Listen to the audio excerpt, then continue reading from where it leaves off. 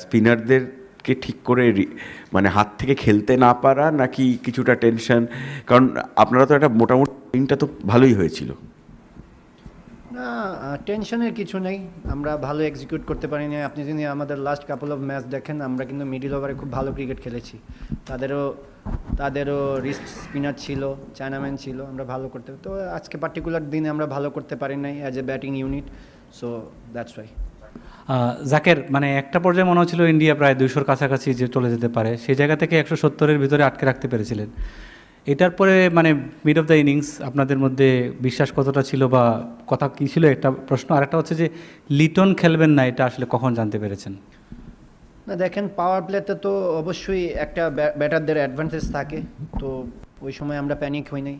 তো টাইম আউটের সময় এরকমই প্ল্যান ছিল যে নর্মাল থাকা যায়, আমাদের প্ল্যান অনুযায়ী করা যায়, তো বোলাররা খুবই ভালো এক্সিকিউট করতে পেরেছে। তো আমার কাছে মনে হয় যে এই ম্যাচ থেকে অনেক কিছু ভালো কিছু নেওয়ার আছে, তো কালকের ম্যাচে ইনশাল্লাহ আরও ভালো করা যাবে। না, আমরা তো শেষ পর্যন্ত অপেক্ষা করার মতোই প্ল্যান ছিল আমার। আর যদি এরকম কিছু হয়, আমাকে দেশে থেকে এরকম বলা ছিল যে যদি সামহাও দরকার পড়ে তুমি কি করবে, মানে দায়িত্বে থাকবে। এটা আমাকে অনেক আগের থেকেই বলা ছিল, হয়তো এটা মিডিয়াতে জানানো হয়নি, বাট এটা আমি জানতাম আগে থেকে।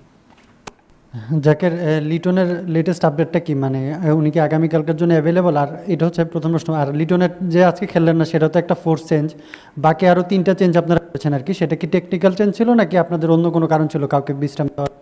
ইয়ার আসলে বিষয়টা কি ছিল 3জন চেঞ্জের? প্রথমটা কি বললেন? মানে লিটনের লেটেস্ট আপডেটটা কি, আর বাকি উনি রিকভারিতে আছেন, তো অবশ্যই আমরা কালকের ম্যাচ পর্যন্ত আমরা ওনার জন্য অপেক্ষা করব। যেটা বললেন যে যেহেতু একটু ইনজুরি আছে, তো অবশ্যই উনি শেষ পর্যন্ত চেষ্টা করবে। 3টা চেঞ্জ, এটা অবশ্যই এটা কম্বিনেশন অনুযায়ী বলেন, রেস্ট বলেন, যেটাই বলেন, এটা মিক্স করেই করা হয়েছে টিমের ব্যাটারম্যান চিন্তা করি।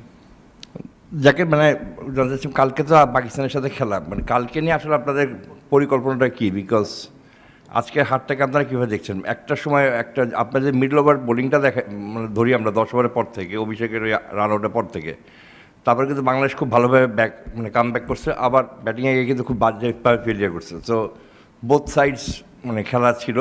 কালকের খেলার ব্যাপারে পরিকল্পনা একটু যদি বিস্তারিতভাবে বলতেন, বিকজ লিখতে হবে। কালকের খেলার পরিকল্পনা এরকমই থাকবে। আমাদের বোলিং ওয়াইজ আমরা খুব ভালো করেছি, ব্যাটিংও আমরা ভালো করেছিলাম, এই টুর্নামেন্টে আমরা ভালো করেছি, তো আমাদের ব্যাটিংটায় ফোকাস করতে হবে। ম্যাচ জিততে হলে অবশ্যই ব্যাটিং ভালো করতে হবে, তো হোপলেস হওয়ার কিছু নয়। কালকের ম্যাচ ওদের জন্য যা আমাদের জন্যও তা, তো আমরা ওই রকম পারফরমেন্স করার চেষ্টা করব এবং জিতার জন্য নামবো। যাকে সাইফ হাসানের ব্যাটিং নিয়ে যদি কিছু বলতেন। সাইফ হাসান খুবই ভালো করছেন, সে যেভাবে ব্যাটিং করছে, এত দিন পরে এসে যেরকম কনফিডেন্স শো করতেছে, আমার কাছে মনে হয় যে এটা খুবই ভালো দিক টিমের জন্য, যে অন্যদেরকেও অনুপ্রাণিত করবে। তো আমি আশা করব সে সামনের ম্যাচেও ভালো খেলবে ইনশাল্লাহ। জাকির, আপনি মনে হয় মাসখানেক আগে বলেছিলেন একবার যে বাংলাদেশ চ্যাম্পিয়ন হতেই যাবে এশিয়া কাপে। এখনও কিন্তু আসলে খুব রিয়েলিস্টিক বিষয়টা, আমরা অঘোষিত সেমিফাইনাল খেলবো, সেমিফাইনাল জিতলে ফাইনালে মানে 2টা ম্যাচ, মানে এখনও কি ওই জায়গাটাতে আসলে বাংলাদেশ ওই লেভেলের কনফিডেন্ট আছে কিনা, এটা 1 নম্বর প্রশ্ন।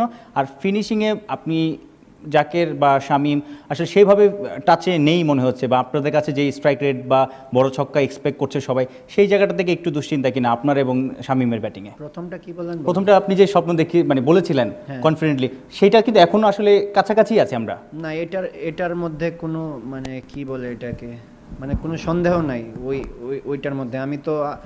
আমরা যখন শ্রীলঙ্কার সাথে হারলাম, তখনও আমি বললাম যে আমরা স্টিল চ্যাম্পিয়ন হওয়ার জন্যই আসছি। তো কালকের ম্যাচ ওদের জন্য যা আমাদের জন্য তা, আমরা ওই রকম ব্রেভনেস নিয়ে খেলবো ইনশাল্লাহ, এবং ফাইনালে ওঠার জন্যই, চ্যাম্পিয়ন হওয়ার জন্যই খেলবো। আর সেকেন্ড কি বললেন? ফিনিশিংয়ে জাকের এবং শামীমের সেই রকম স্ট্রাইক রেট কিংবা বড় ছক্কা সবকিছু মিলিয়ে আসলে ওইটা কি আমরা পাচ্ছি না মনে হচ্ছে? ছক্কা তো খালি ছক্কা মারলেই তো হবে না, ঠিক আছে, মোশন যেভাবে চলে ওইভাবে যেতে হবে। আমরা শুধু 6 মারার চিন্তাটাই তো করি না, আমরা রান করতে হবে এটা চিন্তা করি। হ্যাঁ, আমরা ওইটা নিয়ে কাজ করছি, কিভাবে টিমের হেল্প করা যায়। আজকেও যদি আমি শেষ পর্যন্ত থাকতে পারতাম, হয়তো রান আউটটা টার্নিং পয়েন্ট হয়ে দাঁড়াইছে। তো এটা হবে, কোনো সমস্যা নেই, আমরা এটা নিয়ে কাজ করছি। আমাদের কাজই এটা, কিভাবে ফিনিশিং দেওয়া যায়, টিমকে হেল্প করা যায়, টিমকে জিতানো যায়, এটাই আমাদের কাজ, তো এটাই আমরা করব।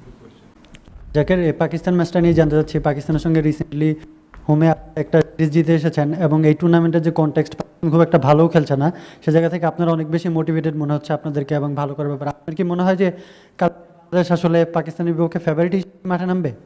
এটা আপনার কি দেখেন কে ভালো খেলতেছে কে খারাপ খেলতেছে আসলে এগুলা দেখা উচিতই না।